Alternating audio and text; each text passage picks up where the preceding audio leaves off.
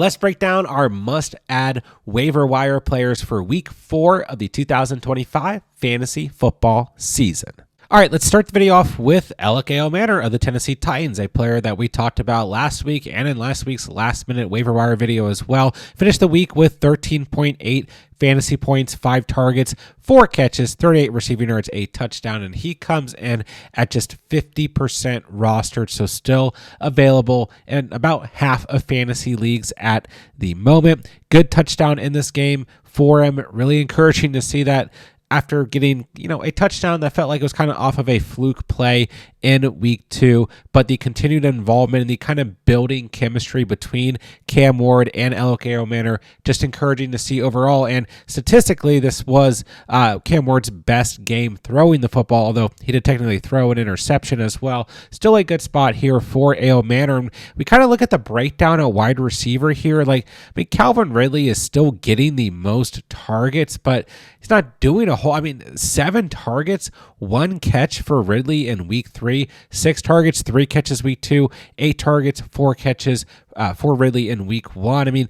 Manor is coming away with the most receptions on a week-to-week basis at the wide receiver position for this team. Tyler Lockett had some more involvement this past week, but still nothing crazy. And then, Chicken Conquo at the tight end position, not doing awful necessarily. But in terms of overall volume at the wide receiver position, Manor is getting the most production and, getting the most opportunity to actually score touchdowns. So I don't know if I trust him as anything more than a flex option right now, and still a risky flex option at that. But 2 weeks back-to-back with touchdowns for Manor. This is a player, if you're struggling at the wide receiver position, that you guys need to start adding off of the waiver wire as we approach Week 4. Let's move to another rookie wide receiver. That is Torrey Horton of the Seattle Seahawks. Similar situation here. A touchdown last week and a touchdown in Week 3. 18.2 fantasy points, 4 targets, 3 catches, 32 receiving yards, a touchdown, and he had a 95-yard punt return touchdown in this Week 3 matchup as well. But yeah, you look back to last week, double-digit fantasy points, scored a touchdown, and a touchdown again this week. This is a pattern that we have to pay attention to. And the other important thing here, is that Sam Darnold has not looked bad the past 2 weeks. Hasn't looked spectacular by any stretch, but also hasn't looked bad. We know when it comes to the Seahawks that JSN is going to be the guy, going to be the clear-cut number 1 wide receiver here. There's no disputing that, but they have kind of been looking for a number 2 type wide receiver to step up. In Week 2, we did see really good production out of Cooper Kupp. Then that disappeared in Week 3. So once again here, I don't want to necessarily discredit Cooper Kupp, and we know that this Clint Kubiak offensive system is a run-first system, but still, they're kind of looking for that next guy to step up in the passing game next to JSN. Like I said, he's going to get the most volume here. We all know that, but Horton could be a player similar to Manor who at times, especially based on matchup, could be a flex option for you guys who are hurting at the wide receiver position, and he only sits at 8% rostered. So don't know how high my trust is in Horton, but 2 back-to-back weeks with a touchdown, double-digit fantasy days, player that you guys can definitely start considering off of the waiver wire. And how serious do we need to start taking Trey Tucker of the Raiders, who had 40.9 fantasy points in Week 3? Yes, you heard that right. 9 targets, 8 catches, 145 receiving yards, and 3 receiving touchdowns. Come on. I don't think Trey Tucker's going to do, this again in Week 4 or even anything close to it, but he did have a touchdown in Week 1 and 13.4 fantasy points, and he had 8 targets in Week 2, just only came away with 3 catches, and he gets a pretty good matchup against the Chicago Bears, although the Cowboys just made the Bears look pretty good. This has still been a really bad defense all year long. And, also here, Geno Smith, played a very good game in Week 3.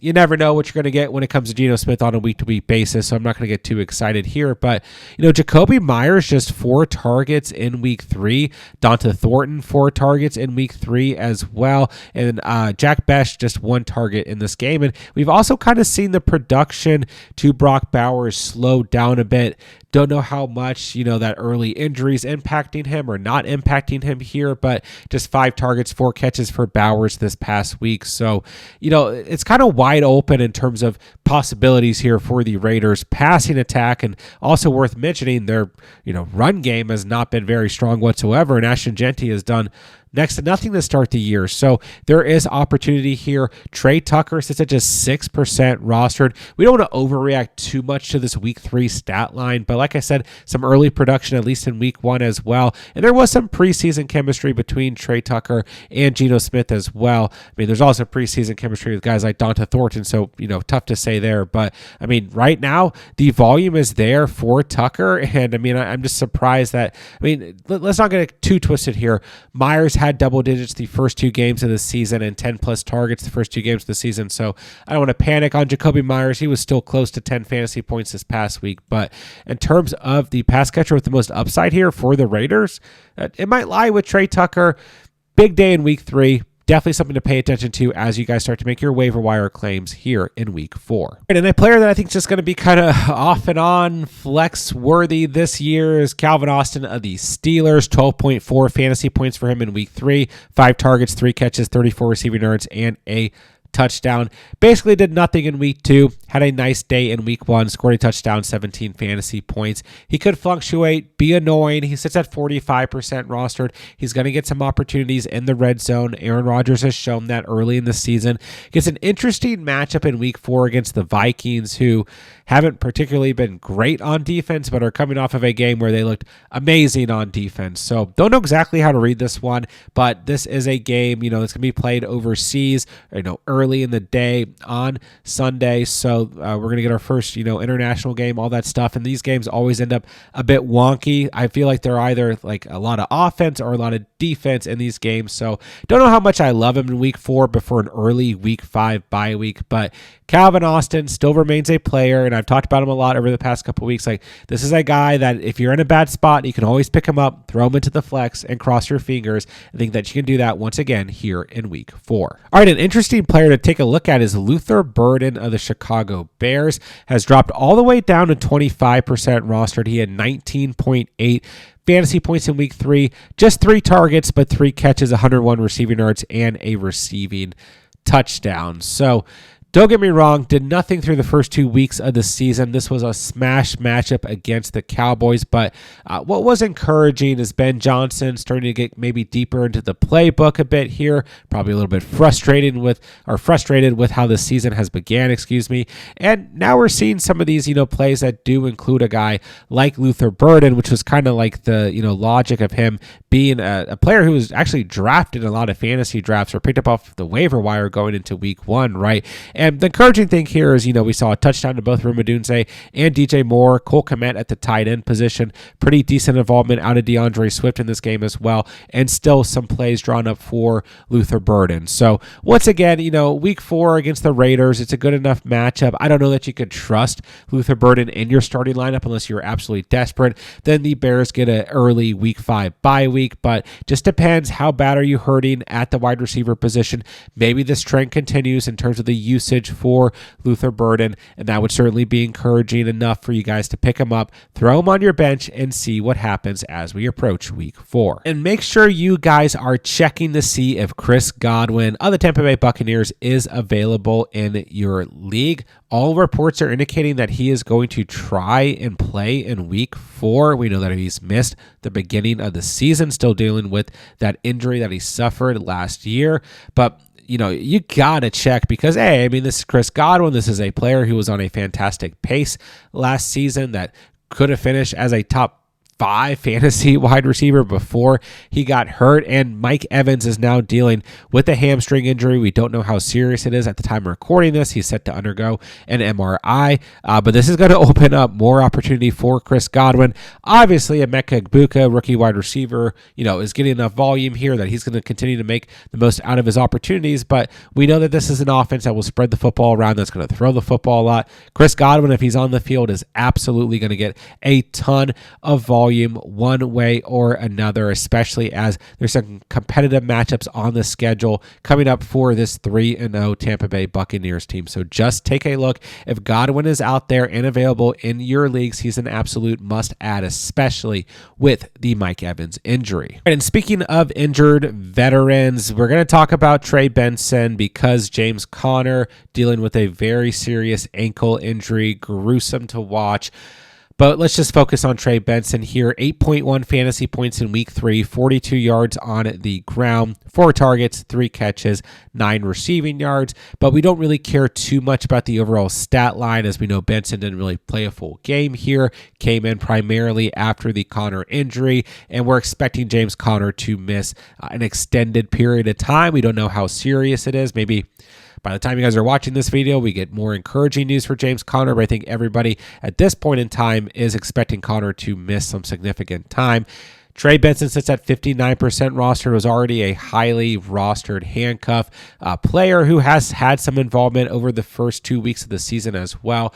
But Trey Benson, in terms of the running back position, just based on the opportunity that he's presumably going to get, has to be a top waiver priority moving into week 4. All right, I talked a lot about Bashaw Tutin going into week 3, just 8.1 fantasy points, 6 touches, 21 yards on the ground, but he did score a touchdown, so his second week in a row where he has scored a touchdown either through the air or on the ground for the Jaguars. He is still getting really interesting usage in this system. I mean, ETN is obviously the clear-cut RB1 here. We all know that he's going to continue to be, but Bashaw Tutin kind of in, once again, a, Bucky Irving, Rashad White type situation. I know you guys have heard this comparison a million times with Liam Cohen being the head coach of the Jaguars coming from the Bucs last year, but Tutin is still getting involvement. He's a very strong handcuff, and if you have a handcuff on your team that has standalone value, at worst, you can always throw him in, cross your fingers, but we know if anything happens to ETN this season, that Tutin is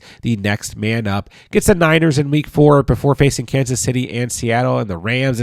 It's not really the best upcoming schedule here, but nonetheless, Tutin still remains a very strong handcuff who, like I said, could have standalone value over the next coming weeks as well. All right, I also want to mention Ollie Gordon of the Miami Dolphins, who did get some encouraging usage in that Thursday night loss to the Bills. We still saw Devon Achane have 12 touches and 9 targets in the bulk of the volume in this game, but Ollie Gordon, 9.3 fantasy points, 9 touches, 38 rushing yards, and a touchdown. Looked pretty good with the ball in his hands, 4.2 yards per carry. I still don't think he's anything really more than a handcuff, but a decent schedule over the next 2 weeks against the Jets and the Panthers before it gets a little tough against the Chargers, the Browns, and the Falcons. But nonetheless, once again, strong handcuff. While Jalen Wright is still looming around, Ollie Gordon looks like the handcuff to own if something does happen to A-Chain, right? So, I mean, that's all I'm going to say. He's a handcuff who had some standalone value in week 3. Don't read too much into it, but, I know if we took away the touchdown, we probably wouldn't be talking about things here, but also 9 touches compared to just 2 in week 1 and 1 in week 2 is encouraging overall. So handcuff situation, Ollie Gordon should be on your radar moving into week 4. All right, no quarterbacks I really think you need to run to the waiver wire to grab here heading into week 4, but we will break down streaming options throughout the week in our quarterback tight end start sit video, as well as our end of the week sneaky starts and streams video. So I'll have you guys covered if you guys need to stream a quarterback in week 4, but nobody that I really think you need to run to the waiver wire who is a must-add quarterback addition here in the week 4 waiver period. All right, let's quickly run through some tight ends. Let's start with Dalton Kincaid of the Buffalo Bills. He does sit around 77% rostered, might not be available, but 17.6 fantasy points in week 3, 6 targets, 5 catches, 66 receiving yards, and a touchdown. Now has a touchdown in 2 of the first 3 games of the season, and still had 4 catches off of 6 targets, 7.7 fantasy points in week 2. Just a player who I think deserves to be rostered, not just a streaming tight end. He's getting enough usage in an offense that really spreads the football around quite a bit. So I really just think Kincaid deserves to be rostered in more fantasy leagues. If he's out there and available, he is a top waiver priority add at the tight end position. I would argue the same thing for Dallas Goedert of the Philadelphia Eagles. 2 targets, a catch, 33 receiving yards and a touchdown in week 3, 10.3 fantasy points. Also had 11.4 fantasy points in week 1. Missed week 2, so he dropped down about 67% roster. If he's out there floating around, I'm still a little hesitant here because he only had one catch that went for a touchdown this past week. But still, this is a player who I think is just a solid, startable tight end. Might depend on who else you have on your roster. Might be close to the streaming area still here, but still, Dallas Goedert, I think about as solid as you're going to get at the tight end position if he is out there available on waivers. I don't know if you're going to come away with a better player at the position. So if he's out there, you're struggling at the tight end position, definitely worth the addition moving into week 4. And last but not least, we have Hunter Henry. And I know I always say with Hunter Henry, he is just kind of like a top of the streaming area for tight ends, but 29 fantasy points in week 3, 11 targets, 8 catches, 90 receiving yards, 2 touchdowns after a complete dud and a great matchup in week 2 against Miami with 1.9 fantasy points. He did have 10 fantasy points in week 1. So ultimately, Henry, strong matchup against the Panthers in week 4. He sits at 41% rostered. Really big game in week 3. Feels like going by the pattern. He might disappoint in week 4 just knowing how fluctuating Hunter Henry can be, but he's always a solid streaming option. Had a really good week 3 and has a very strong matchup in week 4. If you need help at tight end, Hunter Henry, still pretty lowly rostered, could be that guy for you in week 4. And there you guys have it. There are my week 4 waiver wire must add players. I do have to record these before Sunday Night Football, so if there are any major developments, players that I really like from Sunday Night Football or Monday Night Football, major injuries, anything that impact this video, I will have a pinned comment down below for you guys. But with that being said, if you guys have any fantasy football questions whatsoever, drop them in the comments down below. I'll answer as many comments on this video as I possibly can throughout the week. And while you guys are down there, it does me a huge favor if you guys hit that subscribe button on the way out. And when the playlists pop up as the week progresses, we're going to have all the content you could possibly need for week 4 of the fantasy season. So make sure you guys are checking out all of the videos as the week progresses. And with that, I'll say thank you guys so much for watching and or listening. And remember, you saw it here on The Catch.